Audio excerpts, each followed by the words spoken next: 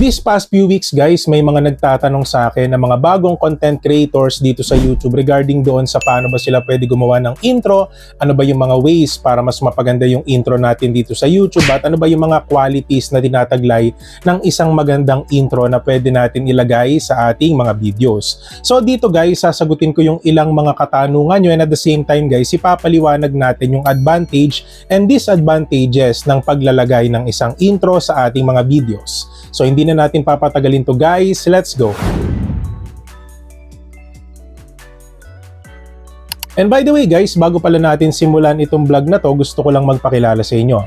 Ako pala si DJ MA and most of my videos ay nakapokus sa pagbibigay ng YouTube tips, especially sa mga bagong content creators, at nagbabahagi din ako ng iilang mga live streaming platforms na pwede niyong pagkakitaan kahit nasa bahay lang kayo. So bago tayo dumako guys sa ating discussion, so ito lang yung aking simpleng paliwanag guys regarding sa mga intro or YouTube intro na pwede natin ilagay sa mga videos natin. Honestly guys, hindi nyo kailangan magpaka-stress din sa mga intros nyo kasi para sa akin guys, yung pinakang reason kaya tayo pinapanood ng mga viewers natin, it's because kung ano yung nakikita nila sa thumbnails natin at kung ano yung mga topics na hinahanap nila dito sa YouTube.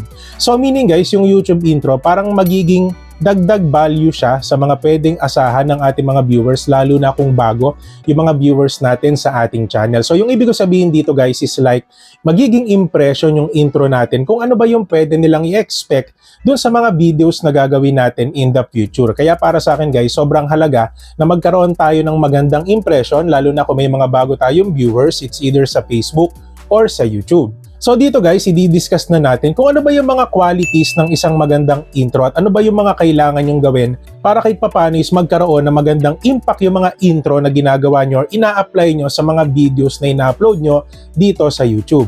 Number 1 guys, para sa akin, hanggat maaari dapat maiksi lang yung intro nyo. Sabihin natin yung 5 seconds to 10 seconds intro is enough para kahit papano is ma-introduce nyo kung para saan ba yung channel nyo, ano ba yung niche ng channel nyo, or kung ano ba yung mga topics na dinidiscuss nyo sa YouTube channel nyo. Kasi guys, para sa akin, pagka pinahaba nyo yung intro nyo, magiging disadvantage siya para mainip yung mga viewers natin. Kasi kadalasan ng mga bago dito sa YouTube, dun sila nagkakamali na parang pinipilit nilang isipin yung intro na gusto nila. So ang tendency guys, imbis na paiksiin nila is dahil sobrang dami ng idea na pumapasok sa mga isip nila is napapahaba nila nang hindi sinasadya yung mga intro na ginagawa nila dito sa YouTube, which is hindi nila alam na sobrang laking factor nun para mapag-stay ang isang viewer, or it's either ito yung maging reason para umalis yung mga viewers natin dito sa YouTube. Kasi guys, alam naman natin kaya sila nanonood sa mga videos natin, it's either yung topic na gusto nila is nakita nila doon sa ating title or thumbnail. So kung hahabaan nyo yung intro nyo, malaki yung chance na mainip sila at umalis agad sila doon sa videos nyo. Kaya para sa akin guys, yung maiksing intro dapat ganun lang lagi, like 5 seconds to 10 seconds. Kung kaya nyong i-introduce ng in short period of time yung mga contents na ginagawa nyo sa channel nyo, like less than 10 seconds, much better. Kasi guys, the more na maiksi ang intro is the more na nagigets ng viewers natin in the short period of time kung about saan ba yung mga contents or niche ng channel natin. So para sa akin guys, much better, mas maiksing intro, mas maganda. Yung pangalawa is simplihan nyo lang. So simple introduction of your niche, lalo na dun sa mga videos na ginagawa mo sa iyong YouTube channel. Kasi para sa akin guys, yun naman talaga yung pinakang reason kaya tayo gumagawa ng intro sa ating mga videos, para ipakilala tayo, yung sarili natin, and of course ipakilala natin kung about saan ba yung mga videos na ginagawa natin, ano ba yung mga topics natin dito, like about sa cooking, like sa DIY or tutorials or any kind of education or entertainment topic. So yun yung ibig ko sabihin guys, na dapat hanggat maaari straight to the point kayo na i-explain nyo kung about saan yung mga niche or yung topic na ginagawa nyo sa mga channels nyo, para kahit papano is alam agad ng mga viewers nyo kung about saan yung mga videos na pwede nyo gawin in the future. So ito yung magiging reason para mag-browse pa sila ng mga videos nyo sa inyong mga playlist or video list. So magiging reason siya para magkaroon ng reason ng viewers na panoodin yung iba't ibang mga videos na upload nyo kahit mapaluma or bago. Alam nyo ba guys na merong limited time event ang Populi Bap, especially sa mga magre-recharge dito sa CocoDP. So lahat ng payment method guys, pwede kayo magkaroon ng 1.5% discount kung kayo po ay mag-a-avail ng 70,000 plus coin packages dito. So maximum 2.5% yung pwede nyo makuhang discount kung ang gagamitin yung payment method is KoCoin. At syempre ang tanong ng karamihan, DJ Me, paano ba kami pwede makabili ng coins dito sa CocoDP? So una sa lahat guys, dun sa number 1, ilagay nyo po yung inyong user ID.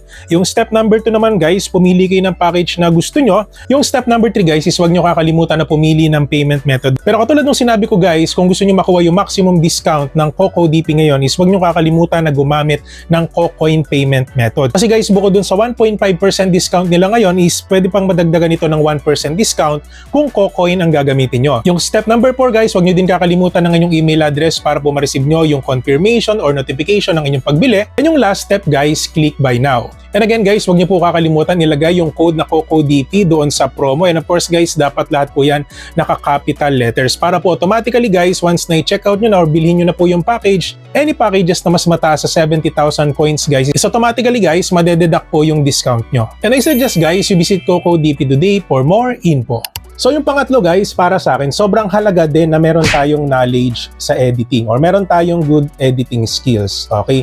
Kasi madaming content creator guys na bago dito sa YouTube na yes, sinasabi ko naman lagi sa mga vlogs ko na hindi nyo kailangan na masyado kayong magaling sa editing, but let's be honest guys na the more na mas magaling kayo sa editing is plus points siya, lalo na pagdating sa intro. Okay? Kasi guys, katulad nung sinabi ko kanina, good impression, nag-iiwan siya ng impression sa mga viewers natin na kung ganun yung skill na kaya mong gawin sa intro mo is ganun din yung pwedeng maging outcome ng ibang mga videos na ginagawa mo dito sa YouTube. Kaya para sa akin guys, yung pangatlo is malaking bagay din na meron kayong good editing skills pagdating sa inyong mga YouTube intros. Okay? Pero guys, gawin nating example yung ginawa ko kanina. Kung mapapansin nyo, magtatanong yung iba, DJ, bakit yung mga videos mo walang intro? So parang hindi namin nahalata na may intro ka sa mga videos nyo or dun sa videos mo. So guys, yung kaninang ginawa ko is actually a simple introduction lang. Kung mapapansin nyo, di ba sinabi ko, ngayon dito sa vlog natin, nagpakilala ko na ako si DJ Me, and then pinaliwanag ko kung about saan ba yung mga topics na ginagawa ko and about dun sa mga live streaming platforms na pwede kong ibahagi sa inyo na pwede nyo pagkakitaan. So hindi nyo nahalata guys na yun yung intro na ina-apply ko sa mga videos ko this past few days. Pero dun sa simpleng pamamaraan na yun guys, nagkakaroon kayo ng knowledge kung about saan ba yung niche ko. So kumbaga hindi kayo nalilito na kung about saan ba yung channel ni DJMA, ano-ano ba yung mga contents na pwede naming asahan sa channel ni DJMA. So ito yung magiging reason guys para kahit papano na maging fix yung mindset nyo na pag sinabing DJMA, yung branding, hindi na mawawala sa isip nyo yung YouTube tips at mga live streaming applications or any informative vlogs na pwede kong ibahagi sa inyo. So para sa akin guys, yung simpleng introduction, sobrang halaga niya and at the same time guys, yung good editing rin. Good points siya dun sa mga bagong viewers nyo para kahit papano is makita nila na meron talaga kayong skills pagdating sa editing. Pero katulad nung sinabi ko kanina guys, nakadepende naman po yan sa inyo kung paano kayo mag-intro. So wala namang tamang intro, wala naman pong mali na intro. So lahat ng intro na pwede nating gawin is okay lang naman. Pero yung sa akin guys, ina-advise ko lang ito sa inyo kasi ito yung nakita ko na way para kahit papano is mas malaki yung chance na mas mapakilala nyo ng maayos yung channel nyo sa magiging future viewers or subscribers nyo. So para sa akin yung pang-apat, ito na yung pinakahuli. So dapat guys, lagi nating lalagyan ng value or sabihin natin ang kahalagahan yung mga pwede nilang asahan sa mga content na ginagawa natin. Kasi guys, lingid naman sa kaalaman nyo na meron silang dahilan kaya sila nanonood sa mga videos natin. Hindi naman yan sila basta magkiklik ng video dahil pinilit natin. So panigurado guys, kiniklik nila yung ating videos kasi meron silang reason. So meron silang katanungan na nabubuo sa mga utak nila, that's why naghahanap sila ng sagot dito sa YouTube. Or kung hindi man katanungan guys, is naghahanap sila ng entertainment na maaaring nakita nila sa thumbnail mo na parang nakita nila na, uy, mukhang nakakatawa tong tao na to, mukhang nakakatuwa yung videos niya, so try ko nga i-click. Okay, so yun yung mga reason kaya tayo pinapanood ng viewers natin. It's either fans natin sila, it's either meron silang matututunan sa mga videos natin, or alam nila sa sarili nila na matutuwa sila sa atin. Okay, kaya para sa akin guys, yung intro, hanggat maaari guys, isama natin doon yung value na pwede nilang matutunan. And at the same time guys, dapat doon pa lang sa intro guys is itinatanim na natin sa utak ng mga viewers natin kung ano ba yung pwede nilang i-expect, kung ano ba yung mga pwede nilang matutunan, kung gaano ba sila pwede matuwa sa atin para kahit paano guys, balik-balikan nila yung mga videos na ginagawa natin dito sa YouTube. So yun lang naman guys, yung simpleng paliwanag ko about sa YouTube intro. Actually guys, hindi ko na masyado ginagawa na sobrang technical kasi alam ko na hindi makakasabay yung mga bago dito sa YouTube. Lalo na yung mga nagbabalak na mag-try maging content creator dito. Okay? Alam ko guys, yung iba sa inyo galing sa Facebook, yung iba naman is parang nakikipagsapalaran na kumita dito sa YouTube. But lagi ko naman sinasabi guys na always lamang ang may alam. So kumbaga kung may alam ka dito sa YouTube guys, kung alam niyo yung basic knowledge no, ng iba't ibang klase ng mga pwede nyong pag-aralan dito sa YouTube guys, para sa akin guys, lamang na agad kayo eh. Okay, kasi dun lang naman nagsisimula lahat, dun sa mga basic knowledge na pwede natin matutunan, na pwede natin i-apply sa ating mga videos, at ito yung nagiging reason para ma-discover yung ating mga videos and channel.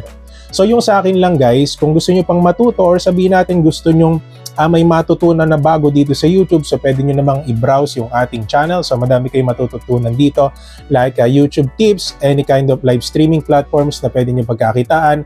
At guys, gusto ko din palang humingi ng pasensya sa inyo dahil parang almost 10 days tayong walang upload. Pero yun nga guys, ang sa akin lang, hopefully marami kayong natutunan sa vlog na to. And of course guys, don't forget to subscribe our channel DJMA for more videos like this. At kung sa tingin nyo guys, no, marami kayong natutunan, ayan, so feel free to browse our videos. At syempre guys, hindi natin kakalimutan yung ating malupitang shoutout. Ayan, sa ating mga solid viewers na talaga naman naghihintay ng mga vlogs natin every week. At syempre guys, hindi rin natin kakalimutan yung ating mga exclusive members. Ayan, so mega love shoutout po sa inyo.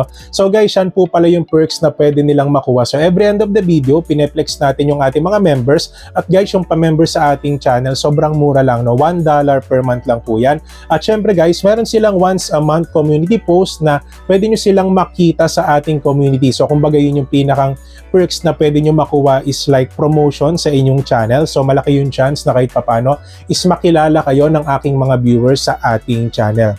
At kung sa tingin nyo guys, medyo nabitin pala kayo sa ating mga YouTube tips, so feel free to watch this video. For sure guys, madami kayong matututunan sa video na to. At syempre guys, yung ating DJMA YouTube tips playlist. Okay, so wag niyong kakalimutan guys, especially sa mga bagong content creators dito sa YouTube. So yun lang naman guys, maraming salamat po sa inyong lahat and God bless po sa ating lahat.